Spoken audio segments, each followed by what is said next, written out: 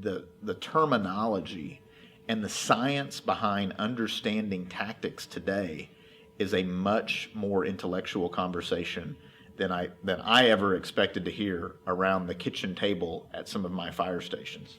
And I think those conversations and the glossary of things that we have to know, and then taking those concepts and being able to say, I understand heat flux because I observed what it did in this case, or I understand heat release rate, or I understand what a flow path is, and I know that that understanding things like what a calorimeter does, I know why that's important. A lot of those the preparation I have to engage in those conversations, having currently serving on one of those committees, those are derived from my education. That unfortunately, the training I received to be a firefighter did not prepare me to understand that terminology, to understand the glossary of terms that these engineers and scientists will throw out.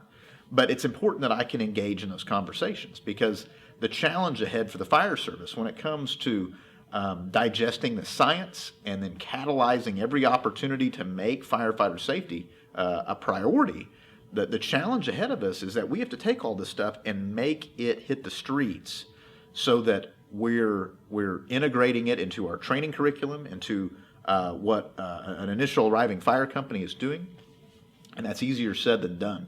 And the only way we're going to be able to take that scientific data and the best practices that are coming from these wonderful research organizations, UL and NIST primarily, the only way we're going to be there is we got to be at the table having these discussions. And to be at the table, we've got to understand the terminology. We have to understand the various scientific principles at play.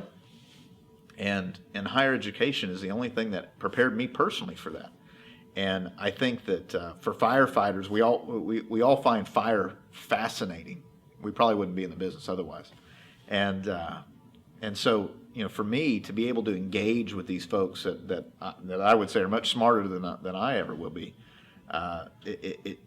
it was my education that qualified me to ask questions, to challenge some of their concepts from time to time, and that's why education, higher education specifically, is so vitally important. That these conversations are not going to grow fewer and fewer, right? They're going to become more frequent, maybe more intense. And so we have to have firefighters that are prepared to say, here's how we take it to the streets, or here's why this idea does or does not work in this type of constructed environment. And that's a challenge ahead. And so it should serve as a reason for people to prepare now to continue to have those conversations in the decades to come.